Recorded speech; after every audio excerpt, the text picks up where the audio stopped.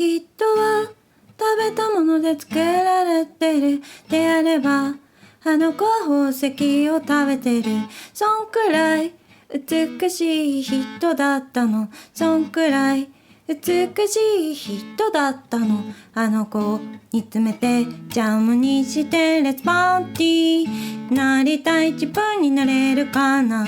綺麗になれたらオープンカーに乗ってドライブをしよう。